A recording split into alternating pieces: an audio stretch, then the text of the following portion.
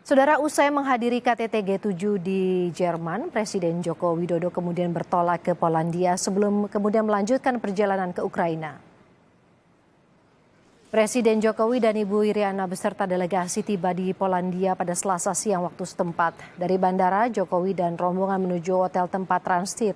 Dan selanjutnya Jokowi dan rombongan akan menggunakan kereta api selama kurang lebih 12 jam untuk mencapai ibu kota Ukraina, Kiev, pada Selasa malam.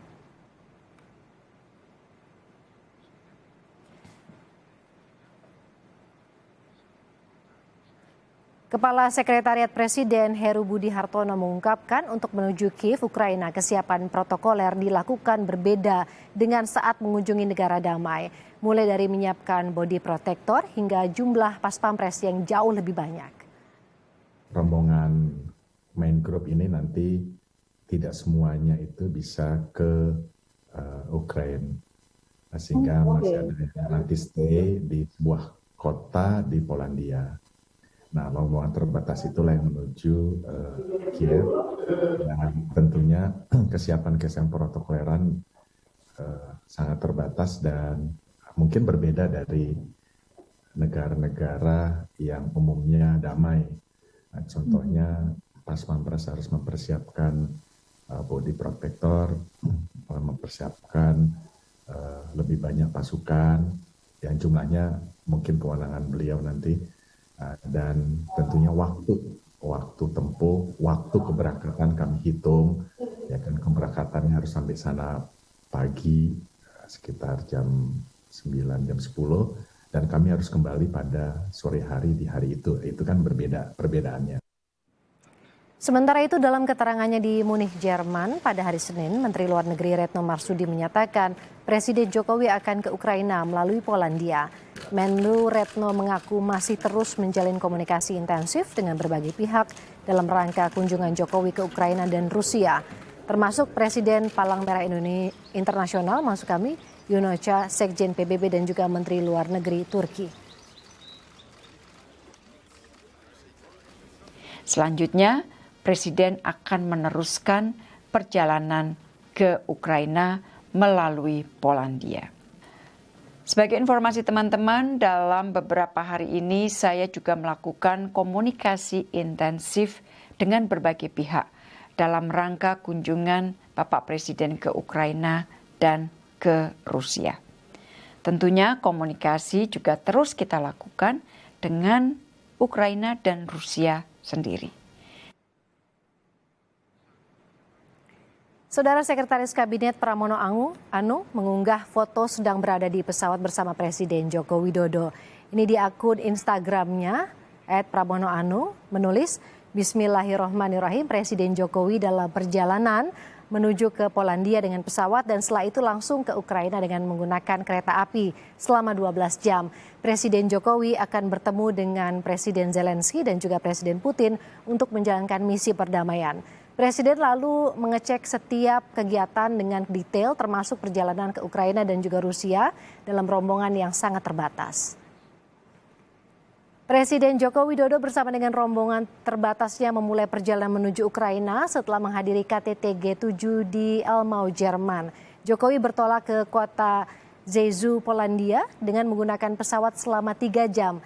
Selanjutnya, kemudian Presiden Jokowi bersama rombongan menggunakan kereta api selama kurang lebih 12 jam menuju kota Kiev, Ukraina.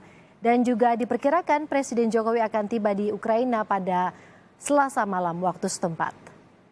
Dan lebih lengkap terkait lokasi Presiden Jokowi ke Polandia selanjutnya berangkat ke kota Kiev, Ukraina bertemu dengan Volodymyr Zelensky, Presiden Ukraina. Kita akan terhubung dengan mahasiswa Indonesia yang berada di Polandia, ada Vidi Ranawijaya. Mas Vidi, selamat malam waktu Indonesia. Bisa diceritakan seperti apa sih perjalanan yang akan ditempuh oleh Presiden Jokowi hingga sampai ke tempat pertemuan nantinya dengan Presiden Ukraina? Baik, selamat sore waktu Polandia. Saya dari Kraków, Polandia, dan saya mengabarkan bahwa kota ketibaan Presiden Jokowi di Polandia merupakan kota Rzeszów yang berada di timur Polandia. Kota ini terletak sekitar 80 km dari perbatasan Polandia dan Ukraina. Kota ini memiliki jalur utama transportasi darat termasuk bus, kereta api, dan juga jalur untuk suplai pangan dari Polandia ke Ukraina. Apakah memang melalui jalur kereta api ini selama 12 jam dianggap jalur yang paling aman untuk menuju titik pertemuan dengan Presiden Ukraina, Mas Vidi? Baik, perlu diketahui bahwa keadaan perang telah memaksa wilayah Ukraina menjadi no-fly zone. Jadi bisa diartikan bahwa jalur darat dari Polandia ke Ukraina dan sebaliknya, terutama melalui kereta api menjadi yang paling aman. Jalur ini juga ditempuh sebelumnya oleh 3 juta pengungsi Ukraina yang memasuki Eropa melalui Polandia. Kira-kira butuh waktu berapa lama dari tepat nanti Presiden Jokowi akan tiba di Jeju menuju ke Kiev? Ya, dari Jeju ke Kiev itu bisa ditempuh sekitar 12 jam melalui jalur kereta api. Dan Presiden akan berangkat pada malam ini.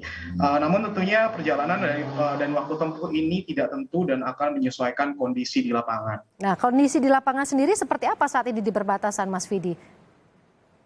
Ya, kondisi di perbatasan kali ini sudah cenderung kondusif karena memang gelombang pengungsi yang telah datang dari Ukraina ke Polandia juga sudah berangsur-angsur berkurang. Bahkan beberapa pengungsi menyatakan bahwa mereka akan kembali ke Ukraina dalam waktu dekat. Seperti itu. Jadi memang sudah sangat kondusif ya. Jadi dipastikan aman ya? Tidak 100%, tapi itu dibuktikan juga dengan kunjungan beberapa pemimpin dunia sebelumnya yang telah menyatakan aman untuk melakukan kunjungan ke kota Kiev.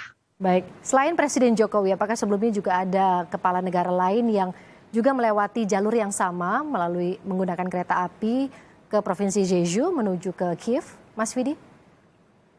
Ya, seperti yang diketahui bahwa Ukraina telah selama perang berlangsung telah menyatakan no-fly zone dan selama ini walaupun saya belum tahu apakah 100% mereka melalui jalur kereta ataupun melalui jalan darat lainnya, tapi kunjungan telah dilakukan berbagai pemimpin dunia seperti Perdana Menteri Inggris Boris Johnson, Presiden Komisi Eropa Ursula von der Leyen, Emmanuel Macron, Presiden Prancis, Kanselir Jerman Olaf Scholz, PM Italia Mario Draghi, dan PM Kanada Justin Trudeau. Namun tentunya kunjungan Presiden Jokowi sebagai pemimpin Asia pertama dan juga dalam kapasitasnya sebagai pemimpin tuan rumah dari pertemuan Aliansi G20 patut diapresiasi. Semoga menjadi langkah positif dan jalan damai untuk akhir dari perang antara Ukraina dan Rusia. Dengan kedatangan Presiden Jokowi tadi yang Anda katakan mendapatkan apresiasi, apakah ini juga sama sudut pandangnya dari media yang ada di Ukraina sana, Mas Vidi? Ya, berbagai media juga sudah memberitakan kunjungan Presiden Jokowi ke Ukraina dan Rusia, termasuk media besar Polandia, onet.pl, yang memberitakan bahwa kunjungan ini akan berlangsung sesegera mungkin. Namun mereka juga memberitakan bahwa banyak pemimpin Barat yang menyayangkan tetap diundangnya Presiden Rusia Vladimir Putin di pertemuan G20. Selain itu, tapi mereka tentunya fokus kepada pemberitaan positif bagi Presiden Jokowi, terutama Presiden Jokowi untuk meminta Kremlin melakukan gencatan senjata. Baik, kita harapkan pertemuan Presiden Jokowi hari ini Selasa malam ya waktu setempat berjalan dengan lancar. Terima kasih atas laporan Anda, Mas Vidi Ranawijaya, mahasiswa asal Indonesia yang ada di Ukraina. Selamat beristirahat.